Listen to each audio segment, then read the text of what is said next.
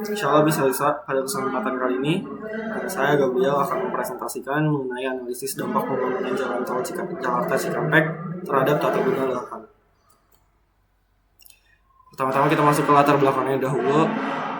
Pembangunan jalan tol sebagai bagian dari pengembangan infrastruktur telah mendorong pertumbuhan wilayah, khususnya di Bekasi sebagai daerah penyangga Jakarta. Kehadiran jalan tol meningkatkan aksesibilitas dan memicu perubahan tata guna lahan seperti peralihan dari lahan pertanian menjadi pemukiman, industri, dan kawasan komersial.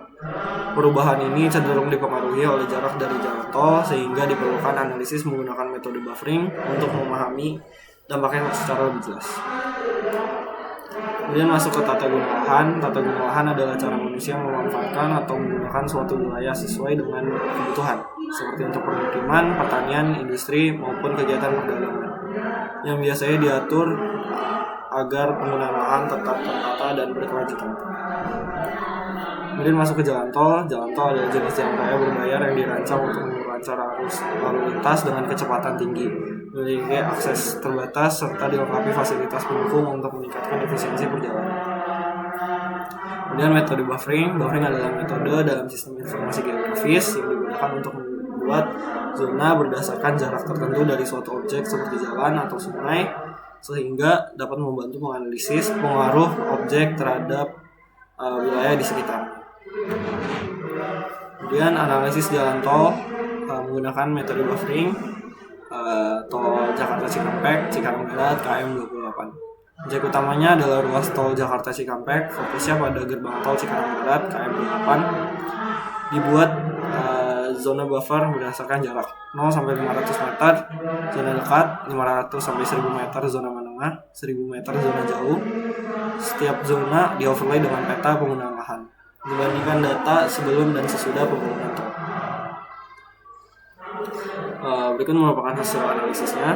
Zona dekat jalan tol atau 0 sampai 500 meter ini didominasi kawasan industri dan pergudangan.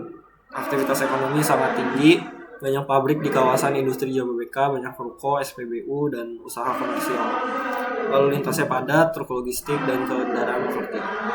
Zona menengah, perkembangan permukiman, perumahan karyawan dan masyarakat, fasilitas umum mulai lengkap, sekolah, rumah sakit, pasar, terhubung dengan Lipo Cikarang. Kemudian aktivitas ekonomi menengah, tidak sepadat zona dekat. Yang ketiga, zona lebih dari 1000 meter atau zona jauh, masih terdapat lahan kosong dan sebagian pertanian. Perkembangan lebih lambat dan permukiman tidak terlalu banyak. Nilai lahan lebih rendah dibandingkan dekat tol. Kemudian untuk zona dekat jalan tol, sekitar kawasan industri Jababeka, kegiatan industri dan pabrik, distribusi barang, area gerbang tol Jakarta Cikarang Barat, lalu lintas kendaraan tinggi, keluar masuk mobil dan truk, kawasan pergudangan, aktivitas logistik dan bongkar maut, area komersil, ruko, SPBU, restoran, perdagangan dan jasa untuk pekerja dan pengguna tol. Zona ini paling padat dan didominasi industri, logistik, dan bisnis. Kemudian zona menengah, sekitar Lipo Cikarang ada permukiman, apartemen, pusat bisnis, area perumahan Cikarang, hunian karyawan dan masyarakat, fasilitas umum, sekolah, rumah sakit, pasar, area komersial menengah, ada minimarket, ruko, tempat makan. Intinya zona ini didominasi permukiman dan fasilitas pendukung dengan aktivitas ekonomi sedang. Kemudian zona jauh, wilayah menuju perdalaman Cikarang dan Cakung. Lahan pertaniannya sawah, kebun, kemudian perumahan biasanya ada kampung, perumahan kecil, kemudian kepadatan rendah, lahan kosong belum dikembangkan, tetapi ada potensi untuk pembangunan ke depan. Aktivitas ekonominya terbatas, hanya ada warung kecil dan juga usaha-usaha lokal.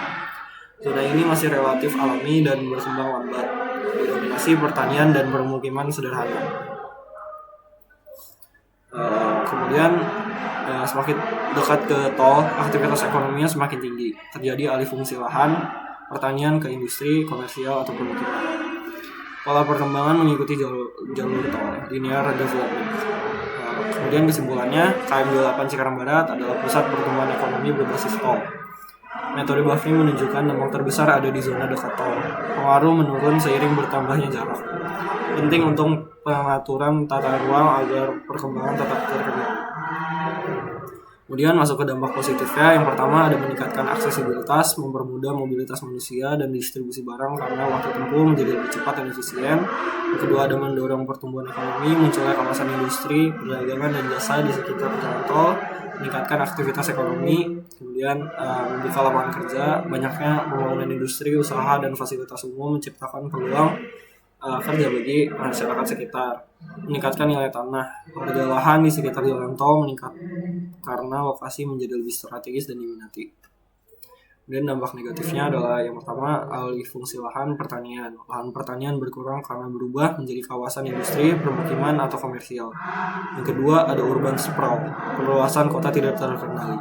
Perkembangan wilayah menyebar tanpa perencanaan yang baik sehingga mengurangi kualitas tata ruang. Yang ketiga ada kemacetan di sekitar pintu tol. Volume kendaraan tinggi terutama di gerbang tol dapat menyebabkan kemacetan. Kemudian kerusakan lingkungan. Pembangunan dan aktivitas industri dapat menyebabkan pencemaran udara, air dan berkurangnya ruang terbuka hijau. Kesimpulannya adalah berdasarkan analisis Metro Buffering di sekitar tol Jakarta Cikampek KM 28 Cikarang Barat dapat disimpulkan bahwa pembangunan jalan tol memberikan pengaruh besar terhadap perubahan tata guna lahan di sekitarnya. Semakin dekat suatu wilayah dengan tol, semakin tinggi tingkat perkembangan dan aktivitas ekonominya. Seperti pada zona 0-500 meter yang didominasi industri, logistik, dan komersial. Pada zona 500-1000 meter berkembang menjadi kawasan permukiman dan fasilitas umum. Sedangkan pada zona lebih dari 1000 meter, perubahan masih relatif lambat dan didominasi lahan pertanian. Dampak positif dari pembangunan ini adalah meningkatnya aksesibilitas, pertumbuhan ekonomi, terbukanya lapangan kerja, dan naiknya nilai tanah. Namun terdapat juga dampak negatif seperti alih fungsi lahan pertanian, urban sprawl, kemacetan, serta potensi kerusakan lingkungan. Oleh karena itu, diperlukan perencanaan tata ruang yang baik agar perkembangan wilayah tetap terkendali dan berkelanjutan. Sekian presentasi yang dapat saya tampilkan. Terima kasih atas perhatiannya yang sudah diberikan. Terima kasih.